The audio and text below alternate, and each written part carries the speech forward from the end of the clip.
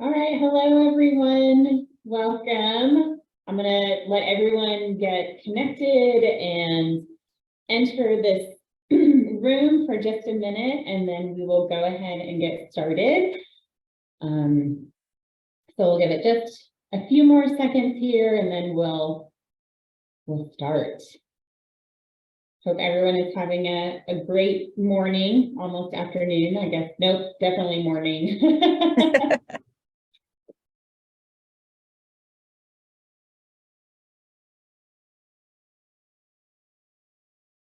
All right.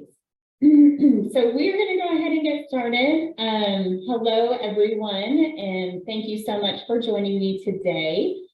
During this session, I'm going to be demonstrating how educators, facilitators, navigators, and volunteers, however your program calls them, I'm going to show you how they can bring STEM lessons to life in order to engage and educate students in STEM fields, which is why we're here today. So my name is Kelly Tungett, and I'm a STEM specialist at the National Institute for Work and Learning, which is a division of FHI 360. So I have over 15 years of experience as an educator, 6 years at the high school level teaching math, and then 7 years as an engineering teacher, and 4 years as a Project Lead the Way site coordinator for Frisco ISD in Frisco, Texas. So coming from South, where we have we had 80 degrees this weekend. I think we dropped back down to 50, but pretty decent weather over here.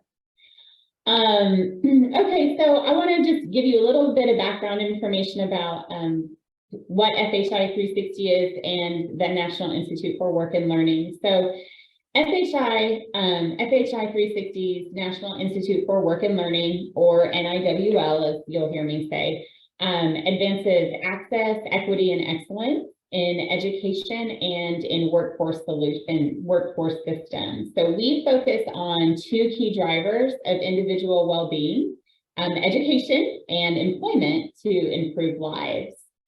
So NIWL partners with Johnson & Johnson with a common goal to advance the STEM 2D education of young women and girls globally through community-based partnerships and by developing and sharing resources to encourage and promote STEM 2D education among young women and girls.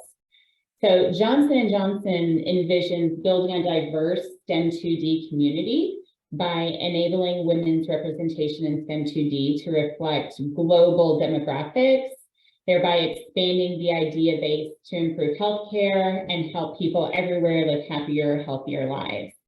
So by 2025, the Youth Pillar program seeks to engage over 2 million girls in STEM 2D, impact 15 million girls through long-term programming and curriculum, and engages 15,000 Johnson & Johnson employees in Women in STEM 2D volunteer experiences with the youth.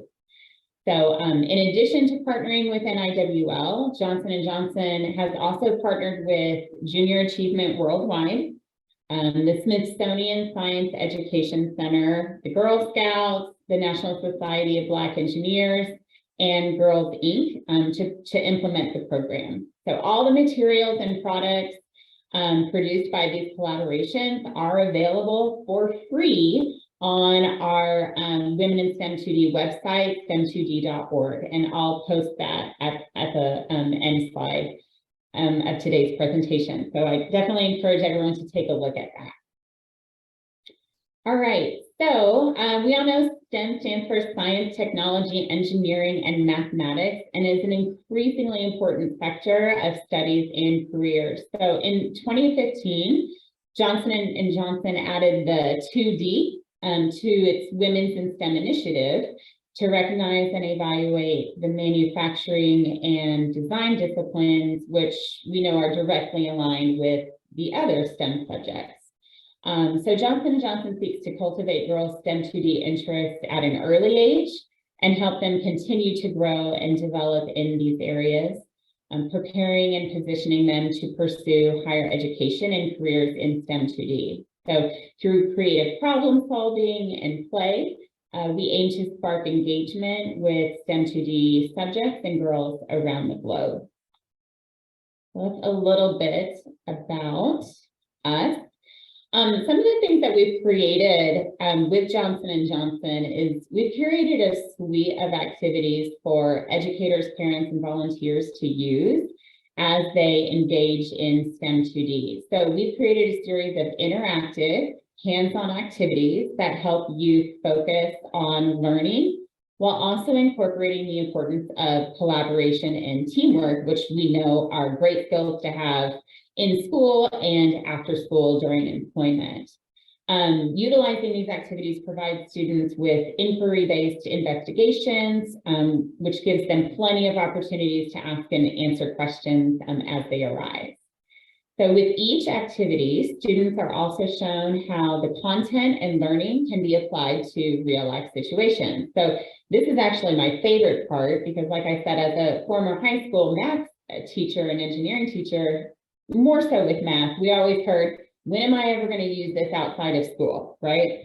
So like I said, especially in math. So being able to show students that what we're teaching and how these concepts are connected to the real world and future jobs is a key component to keeping them engaged. So throughout these activities, students are exposed to diverse STEM role models, which are going to help build their confidence and their ability to successfully integrate a variety of STEM fields. So after this session, like I said, take a minute and check out the Women in STEM website. There you'll find all of our STEM 2D recorded events, the STEM 2D career quiz, our Ignite activities, one of which I'm going to be demonstrating today, a page for our Sizzling Summer Series, a variety of activities that can be completed in the comfort of your own home with minimal supplies, and then a complete list of all of our student activities as well. All right.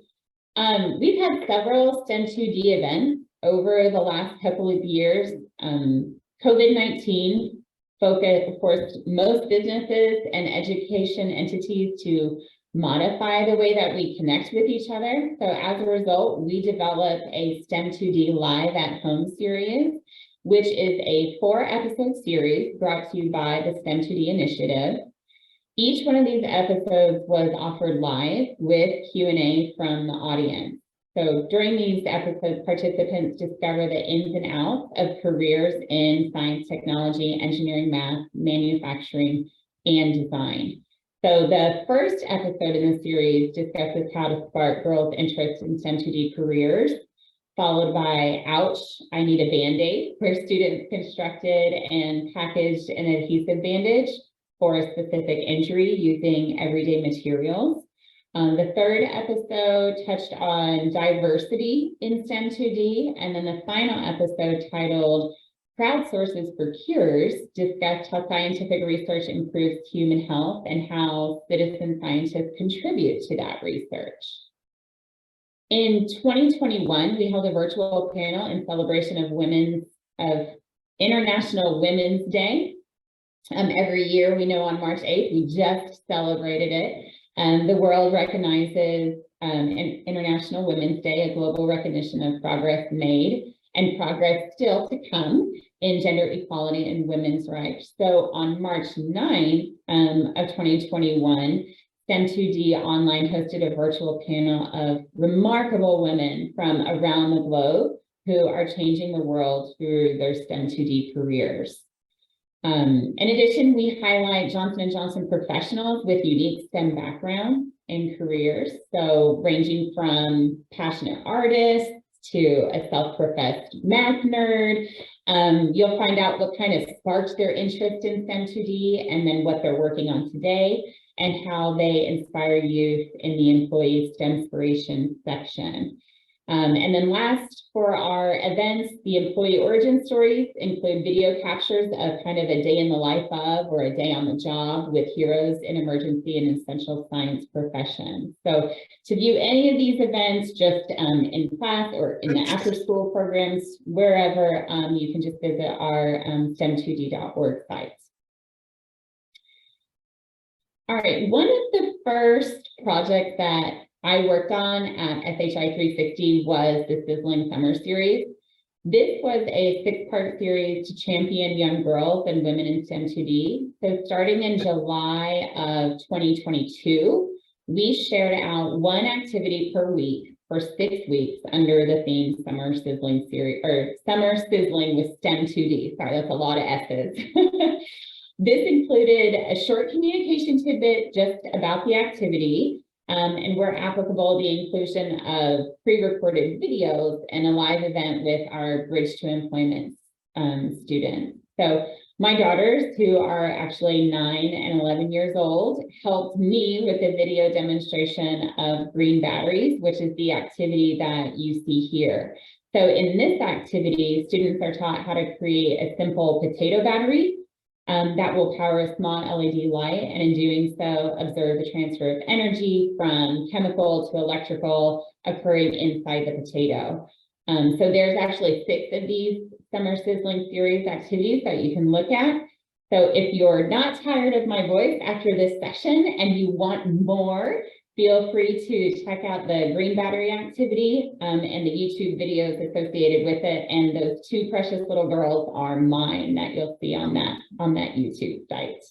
So I just had to shamelessly plug my children there for just a second. Okay, this resource is fantastic. So this is a STEM 2D quiz. A STEM 2D career quiz. So this quiz is created to help young people explore their interests and passions and to help them realize how a career in STEM 2D can make a difference in the world. So it's only 13 questions. It takes about 3 to 5 minutes to complete, and it's going to highlight the top 7 career results based on users and how they responded to the question. So the results are unique to each individual, and there's a social impact component, and it also incorporates personal interests and study and work habits as well. So the quiz includes a comprehensive list of over 20 STEM 2D careers, and will hopefully encourage participants to continue to explore STEM 2D careers. All right. So the STEM 2D career quiz, the way that I kind of incorporate it into our activities, it can actually be a standalone activity or combined with other activities to help students learn and explore more about careers in STEM 2D fields. So like I said, it can be integrated into a single or a multiple day event in the classroom. So one of the ways you can do this is through an icebreaker activity. So you can introduce participants to STEM 2D or encourage them to share what they already know or how they see STEM 2D in their everyday lives. Another way is by using pre or post class work or after school activity work. So in preparation for this, they can look into their different STEM 2D careers or skills that they're learning and how they can be applied to STEM 2D careers. So the only thing with this is if you're doing this outside of school or like asking them to do it at home, you just want to make sure that they have access to the internet. Another option would be through a career exploration challenge. So quiz takers can explore their results to learn more about their careers, or they can research information about desired skills, vocational and higher education, training, salaries, and much more. And then the last one, they can use it for resume building and coaching. So participants can kind of cross-reference and align their transferable STEM 2D skills and previous work experiences into their resumes. Obviously, facilitators might need to help guide students with this process a little bit, but this is just another great way to incorporate your STEM 2D career quiz into your everyday lesson. All right, so kind of digging a little bit deeper into the content, our activities or lessons can be broken down into basically 2 different categories. We have the Ignite activities, and then we have our classroom activities. So there are 10 Ignite activities that are interactive and fun, hands-on STEM 2D activities. So the Ignite series provides short lessons that typically take anywhere between 5 and 15 minutes to complete, using everyday materials that you can find at home or just at your local grocery store. Each of these lessons in the Ignite series provides facilitators with pretty much everything you need to do. They are turnkey lessons. You have an activity description, you have the estimated cost, the estimated time to complete the activity, about how much it's going to cost, the learning targets or what our students should be learning from the activity, the materials, how to prepare for the lesson, step-by-step instructions to ensure that the lessons are successful, and then some extended learning opportunities, and then also an activity leader checklist and an activity leader guide. So we really tried to provide you guys with everything that you would need in order to conduct these lessons successfully. With our Ignite lessons, we've also included a pacing guide for this series to make it easy for our facilitators to connect standards to lesson content. So the first column in the pacing guide lists the name of the activity and then the targeted age group. The second column lists the amount of teacher prep time required and estimated duration of the lesson. The third column provides just a short description of the activity and then the key words that are used during the lesson. And then the last column connects the content of the lesson to the next generation science standards. So these standards are broken up into 3 distinct groups. We have our elementary, our middle, and our high school standards. So if your after school program is required to demonstrate content related to specific standards, this document would definitely be able to help with that. So this one, I believe, has just our building quakes lesson, but all of the Ignite lessons are located in that pacing guide. So even though I'm just kind of showcasing the one, they're all in there. All right, the next category of lessons, the second category are our STEM 2D classroom activity series, which is a collection of more in-depth lessons that can take anywhere from 30 minutes to maybe 1 or 2 hours to complete. So in addition to everything that was provided to our users in the Ignite series, our users will also have access to content presentations within the classroom activity. So little PowerPoints to go along with the activity, tips for engaging students, a recap of all the learning targets, student reflection questions, and then any corresponding videos or handouts associated with that lesson, if applicable. So these activities can be completed in any order, just like the Ignite activities.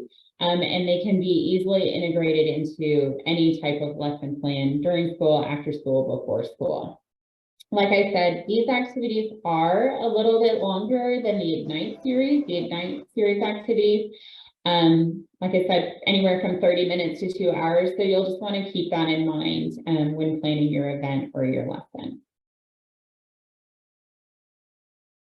Okay. This is kind of a list of all of our activities. On the left-hand side, a description of the activity, the targeted age, the STEM 2D focus, and the duration of the lesson. All of that is in this table. So some of the activities, students can learn how to design and build a seaworthy vessel that floats in water and can hold a specific amount of weight. They can learn how pollution affects the environment and brainstorm solutions to pollution in the world, or simply have fun working in teams to design and execute a code for specific robot movements using everyday materials provided for them, or explore design and manufacturing concepts by designing, building, testing, improving, and executing a device to protect an egg from breaking when dropped from a minimum height. So we have a ton of activities there, you know, just kind of survey your youth and figure out what they're interested in the most, and then you can kind of pick your activities based on their feedback. But we do have quite a vast array of activities that you guys can choose from to work on with your students. All right, so When selecting an activity or creating an event, it's important to think of your goals and what your activity or series of activities might look like. So I tend to ask myself the same question every time. So I'm just going to kind of go through kind of my strategy when I'm planning an event. So it's important to identify who we're trying to reach, who is our target audience. We want to make sure that the content that we present aligns with their age group. So whether we're talking about elementary students, middle school, or high school students, we want to make sure that our content aligns specifically with that age group. Next, we want to make sure that we know what it is that we're going to offer. Are you considering a facilitator-led event, or you want the students to lead the event or the activity? Are you offering a variety of activities, or is your team focusing on just a single activity or a single event? The next thing is where are you going to offer the activity? Are you going to conduct the activity inside the school? You know, ask yourself, is the activity messy? You know, if yes, you might want to conduct the activity outside the school, or maybe in the cafeteria, so cleanup is easier. You know, also consider, can the activity be offered virtually, or would it be received better in person? During this step 3, you could also include the frequency and duration of the activities. If you're planning on doing kind of a multiple activity, like a series of activities throughout the year. The next thing I do when I plan is, when is it going to happen? During the school day, maybe in the summer, or at an after-school program during the year, or before school. We just want to make sure that we narrow down that when. And then the last one is, how many students are you going to engage, and are you going to need help? Are you going to need more volunteers, facilitators, navigators, any additional support that's going to be needed in order to make sure students are engaged and have the opportunity to interact with the activity and ask questions?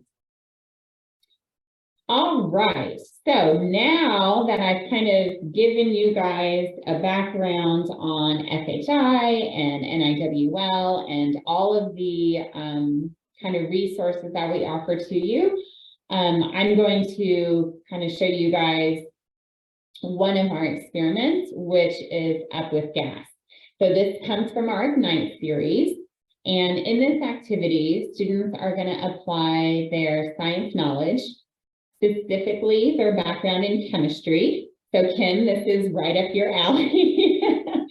And use critical thinking and observation skills to examine how a chemical reaction is going to inflate a balloon. So this activity can be done at like a career fair or a science fair, or really any type of booth event, because it only takes about 5 minutes to complete. You can buy, you know, when we talk about the materials, you know, you'll get a whole thing of vinegar and a whole thing of baking soda. And when you do that, you're going to be able to do this experiment 3, 4, maybe 5 times, depending on the quantity that you buy. So it's a relatively inexpensive one. It's not too messy. So this would be great for a quick little activity. The focus for this activity is to help students apply their knowledge in science and chemistry, to solve a problem, to help build important STEM 2D skills, such as that analytical thinking and drawing conclusions.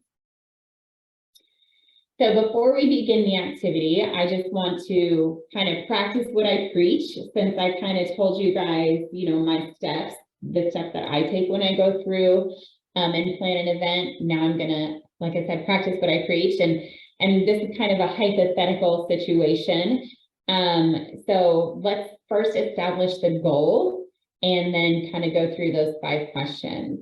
So my hypothetical goal for this activity is to provide theme-based STEM 2D activities to students at, we'll say, a middle school in their local community during an after-school program.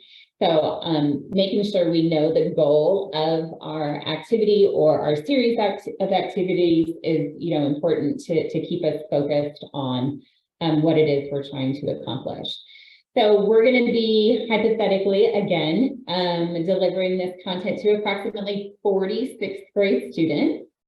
The what is going to be a mixture of Ignite and classroom activities with live demonstrations facilitated by our employees and volunteers. So maybe today we're doing the Ignite, maybe next time if we're doing part of a series, we'll do classroom and then, Ignite again, depending on the age and the amount of time that we have. We'll conduct these activities inside the school cafeteria, maybe 4 times per month and for approximately 30 minutes. So again, since we're kind of constrained by the amount of time we have, we'll have to identify those activities pretty clearly to make sure that we fit inside our established timeline. And then hopefully we'll continue to offer these activities throughout the school year during the after school program hours.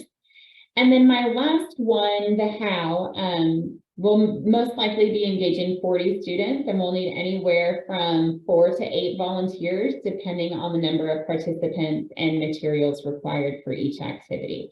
So I kind of like to go through that portion before I get going on the rest of the planning to make sure that our whole team is on the same page. All right, so I do want to show you guys just kind of what the activities look like. So here's the first 3 pages, and I know 3 pages, that sounds like a lot, but I want you to kind of, if you can see, if the font's not too small, kind of look at the details that are provided in this handout. So all of our Ignite activities are structured the exact same way. So it'll look really familiar on the website. After you open one, you'll see the rest of them as well. Now our classroom activities, because they take a little bit longer to go through, they have a little bit more detail. So those, I think they're like 9 or 10 pages. The reason for this, the reason why we put so much detail into it is that we want to make sure that even facilitators that don't have a STEM background are comfortable and confident working through these activities with students, okay? So the first page lists the STEM topic, the target population, and you can see the STEM skills used and estimated time for the activity. So that's kind of taking over the first page. It also provides a list of learning targets. That's what we call them when I was teaching, or student discoveries, and the materials that you'll need and potential costs to complete the activity. On the next page, you'll see some tips for preparing for the activity, along with step-by-step instructions for the activity as well.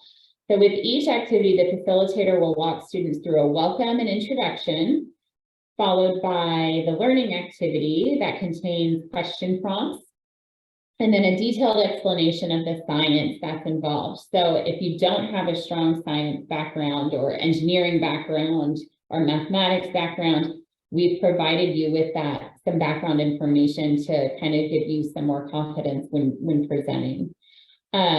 Following that, the facilitators will give students the opportunity to reflect on what they've learned. So it's really important that we take time to let our youth reflect on what they've learned, because that can grow into some really interesting conversations. The next page reviews. I'm sorry.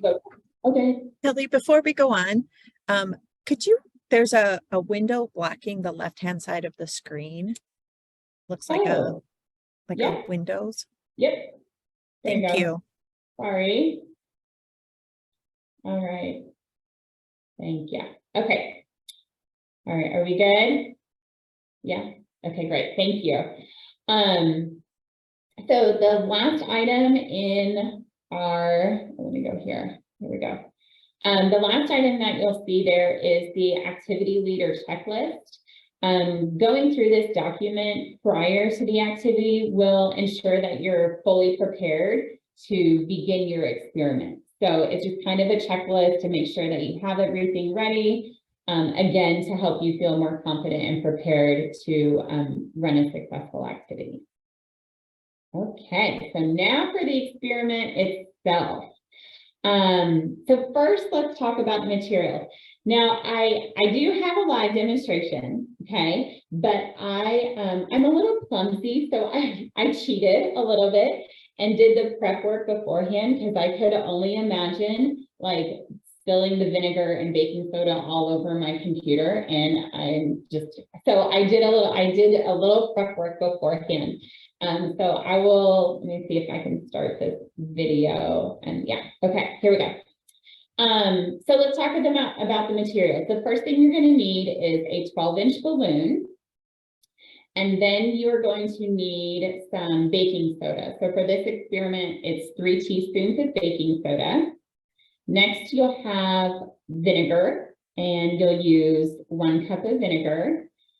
And then you'll need a plastic bottle with a 28 millimeter opening, so like a 1 liter soft drink bottle. So activity leaders can expect to incur like less than $15 in material cost when conducting this activity. And like I said, I was able to conduct it multiple times to, and still had plenty of supplies left over. So when starting the activity, it's important to verbally tell your students, let me pause this real fast, verbally tell your students what it is that you're doing while they observe the reaction. So you don't just want to, conduct the experiment, make sure that you're talking about it. So what you just saw me do here was using the measuring cup, pour 1 cup of vinegar into a 2 liter plastic bottle or 1 liter plastic bottle. If you're using a smaller size bottle, make sure that you fill approximately like 1/4 of the bottle with vinegar. So just be really careful here. Only use bottles with like that 28 millimeter opening or smaller. Because bottles that have a wider opening, sometimes when you wrap the balloon, we're going to wrap the balloon around the opening of the bottle. Sometimes the balloon disengages and your experiment isn't going to work as well. So just keep that in mind. Let's see. All right, the next thing that you're going to do is take your baking soda, and you're going to put your baking soda, it's 3 teaspoons, pour 3 teaspoons of baking soda. You're going to take that and you're going to pour it into the balloon. So you'll see me putting it into a dish right now. The reason I did that first is because I don't know if my baking soda was clumpy or it was old and clumpy. And so you want to make sure that you can get those clumps out. To make sure that it fits through the funnel. So you saw me kind of getting the clumps of baking soda out there, and then use that funnel. You don't have to use a funnel, but I had one at home, so it was a lot easier for me to get the baking soda into the balloon. So you want to make sure all that baking soda goes all the way down through the funnel and then into the balloon.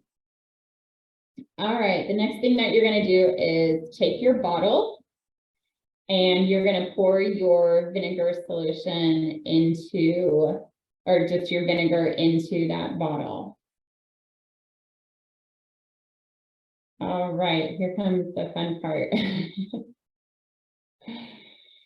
I'm going to pause. Did I pause it? Oh, I started it over. All right, let me fast forward. All right, so once you get your baking soda in the balloon and you've got your vinegar in the bottle, you're going to attach the balloon to the plastic bottle that's got the vinegar in it. So when you're attaching it to the plastic bottle, let me fast forward just a little bit. Sorry about that. There we go. I think this is where yep. So you take your balloon and you attach it to your water bottle. You want to make sure that the balloon completely covers the water bottle. And then, actually, you can see it happening here. You pour the contents of the baking soda, of the balloon. The baking soda enters into the bottle, and then you get that chemical reaction between the vinegar and the baking soda.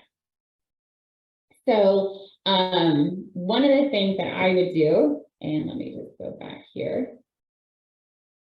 Okay, so I know this is the beginning of that video. All right, so before you tip the contents of the balloon into the water bottle, you're going to want to walk your students kind of through the steps and ask them, a bunch of questions, right? We want to make sure that they're engaged and they kind of have time to think about the process before we actually see the experiment, that chemical reaction come into play. So And these questions that I'm about to ask are included in the handout. So we're not asking you to come up with these questions on your own. So what do you think will happen when I raise the balloon and add its contents to the liquid in the bottle, right? And why do we think that's going to happen?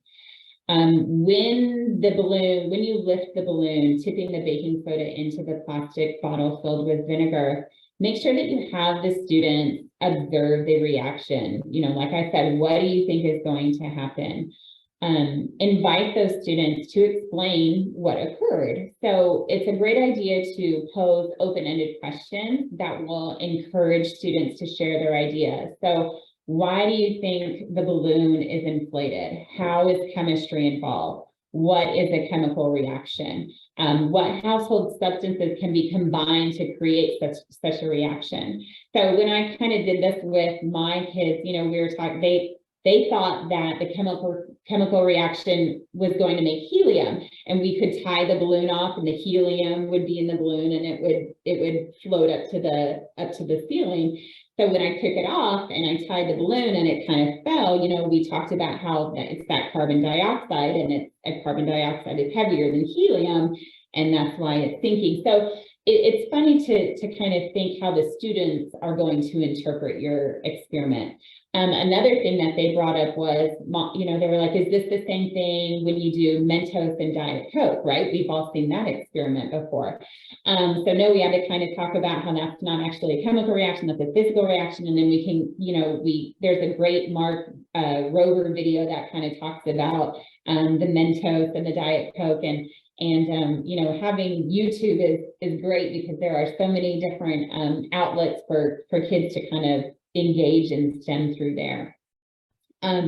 If students can't tell you how the balloon was inflated or the role of a chemical reaction, just based on the age group that you're working with, you can offer some brief background information on this. So a chemical reaction is a process in which, the structure of atoms or molecules that make up a substance are changed.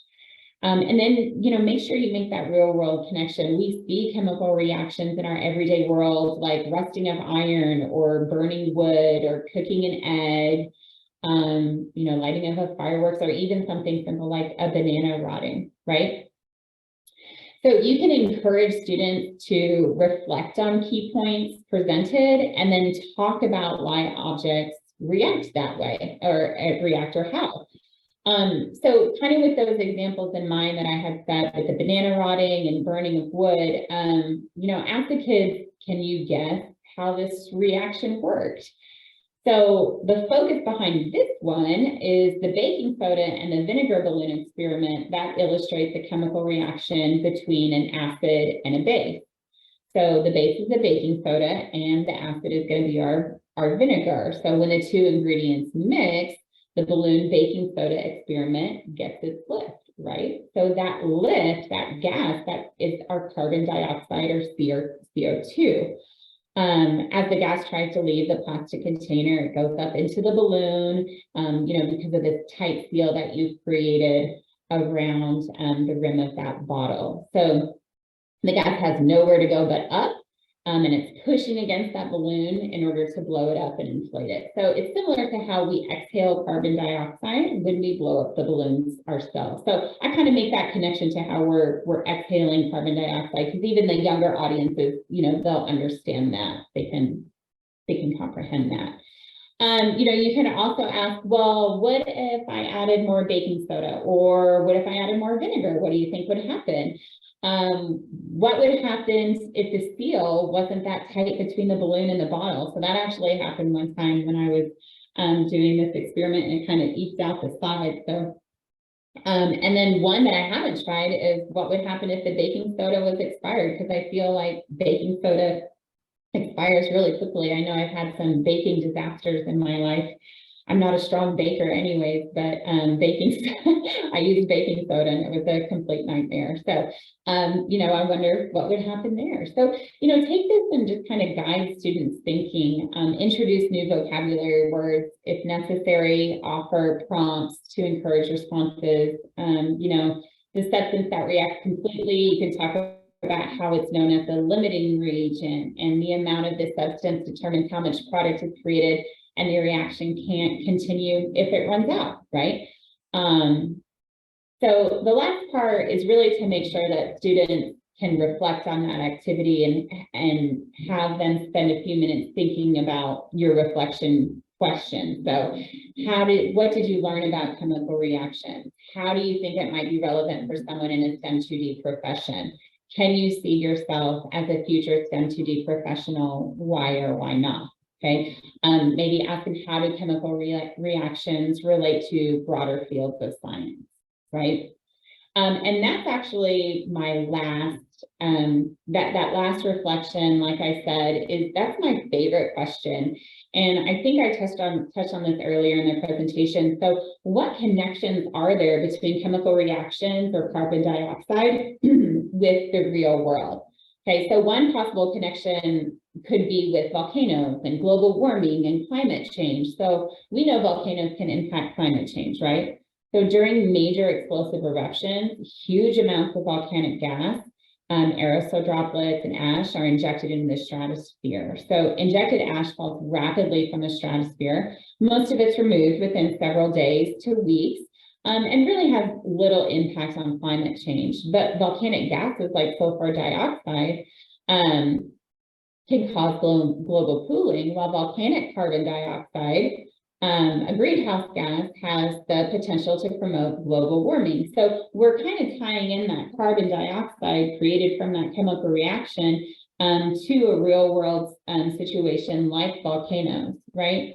So there's no question that very large volcanic eruptions can inject significant amounts of carbon dioxide into the atmosphere.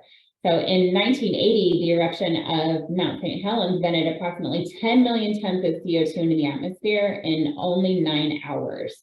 However, it currently takes humanity only 2.5 hours to put out the same amount.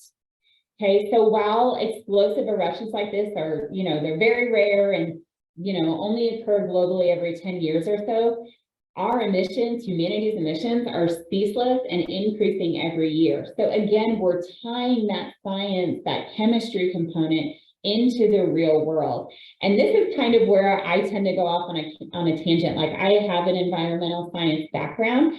So if I was kind of reading the room and feeling the energy of the kids, I would kind of take it a step further, right?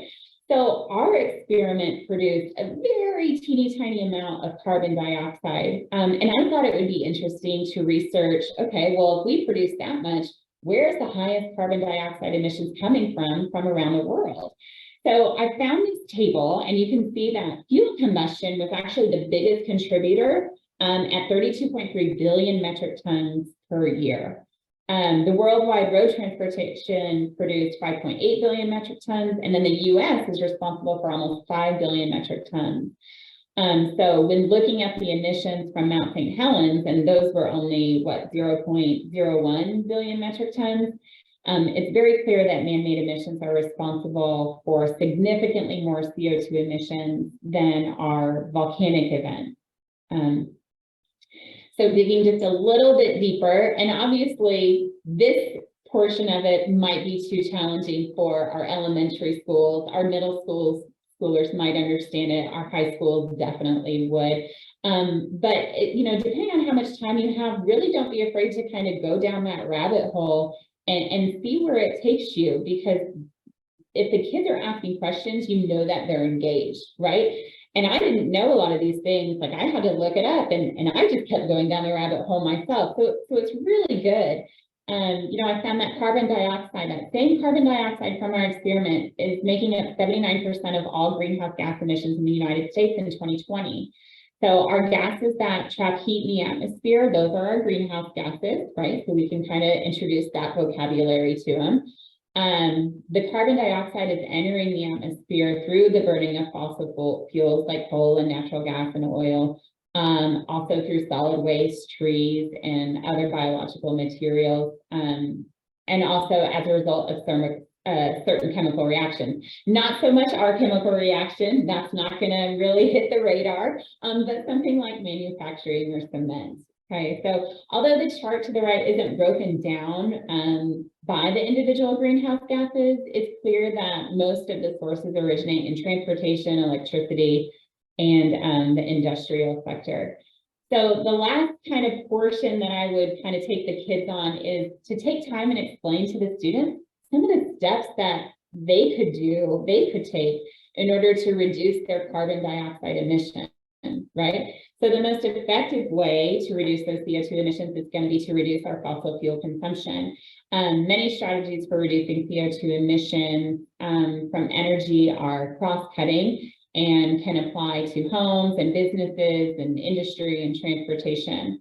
So for instance, something like improving the insulation of buildings, traveling in a more fuel efficient vehicle. We're seeing the electric cars, right? Using more efficient electrical appliances. Those are all ways to reduce energy and CO2 emissions. And then talk to the students about reducing their personal energy by turning off lights and electronics and that's going to help us reduce the demands on electricity. These conservations are an excellent segue into STEM 2D lessons that can be implemented with your participants in the future. So after you kind of follow them down that rabbit hole, or you guide them through that rabbit hole, we kind of took the turn of still on chemistry, but also environmental. So go back to our library of resources and kind of see what activity you could do that kind of follows up to make sure there's a connection. So for instance, if you still wanted to continue to focus on chemistry, they could look at that Ignite Green Batteries activity that I mentioned earlier. That would be a great option. Or if you're looking for something a little more advanced and still in the chemistry field, you could look at the Breakdown Exploring Corrosion Science activity, which is one of our longer classroom activities. However, if there were a lot of questions about the environmental component in the greenhouse gas conversation, your follow-up activity could be the pollution solution or a neighborhood water footprint activity that's on our site. So both of these are part of the classroom activity series, like I said, which is going to take longer than our Ignite activity that I demonstrated today. So making those connections between these activities shows how STEM is used in all aspects of life and in a variety of careers. So letting our students, investigate, research, and study topics that are of interest to them will help them stay engaged and continue down that STEM pathway, which is what we're all looking for. So I still have about 10 minutes. Thank you guys for listening, and I hope that I've provided you with some resources that you could see yourself using in your after-school program. We curated the content of these activities to make sure anybody facilitating, whether their background is in STEM or not, is comfortable with the content and in leading these activities. So for more information or to simply review the events that I talked about, the activities, if you want to take that career quiz, or really anything that I touched on in the presentation, it is all on the stem2d.org website. We do have a booth set up, so feel free to check out our booth, and my email, my contact information is at the booth, so you can always reach out to me directly. And so thanks again, and let me know if y'all have any questions. Kelly, thank you. That was so awesome. Oh, one of my favorite experiments, by the way. Absolutely. We do have two questions in the chat. So the first one is specific to the activity you did, and and this is from Janet. She asked, is there any reason for the 3 teaspoon measure versus a 1 tablespoon? No, you could do, and that's another thing that I like to do is start off, if you have the extra supplies, start off and do, like maybe just 1 teaspoon, and then go to the next, and see what kind of reaction that happens there. And then the next one, I broke it down into 3, honestly, because I let the students do it. Okay, one person put in 1 teaspoon, another person, that way they're just engaged and more hands-on. So that's really the only reason why. Okay, that makes sense. And like you said, it's also a good idea to have someone do 1 teaspoon, 1 and someone do 2, someone do 3, and just vary the amounts. Another question was, it appears that most, and this is coming from Janet also, it appears a lot of the activities are for older children. Is that correct? So the honestly, the Ignite ones, one of the ones that I did today, I would gear those more towards the younger age, more elementary and middle school. And then those classroom activities, the longer ones, those are going to be more middle and high school activities. So it really, and that pacing guide that's on there, and I think there was like this one of the slides that had all the activities listed that has their age ranges on there. And in each one of the documents, you can kind of pop it up and it tells you their target age for it. You know, that's for implementation. But you can always kind of, not always, I'm not going to say always, that's not true, but you can customize these to fit your audience, right? Like in the one that I did today, you know, we talked about the chemical reaction. You can dig way deeper into that to make it more difficult, or you can stay more surface area and really just give a general explanation. And if they're interested in more, then you can maybe add on to that.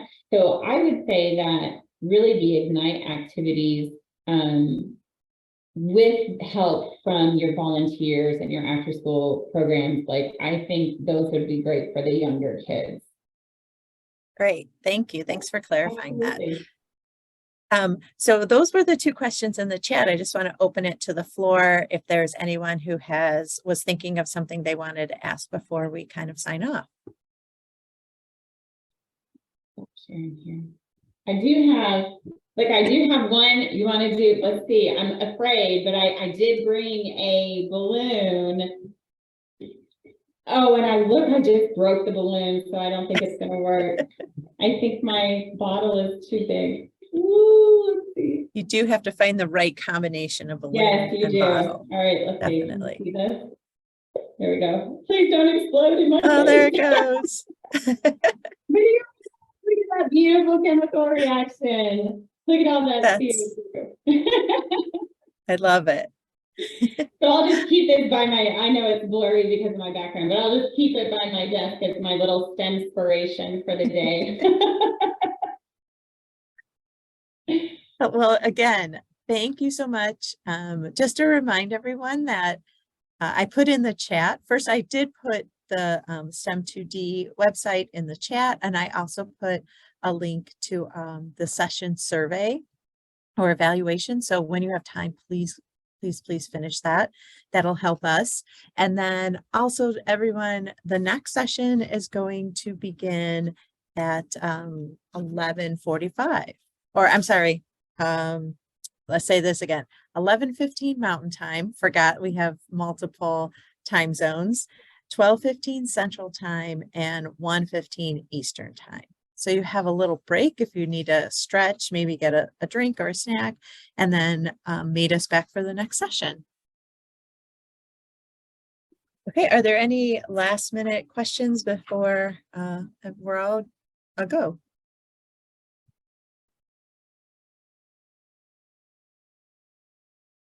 All right, well, thank you all for coming and enjoy the rest of your day. Bye, thanks guys.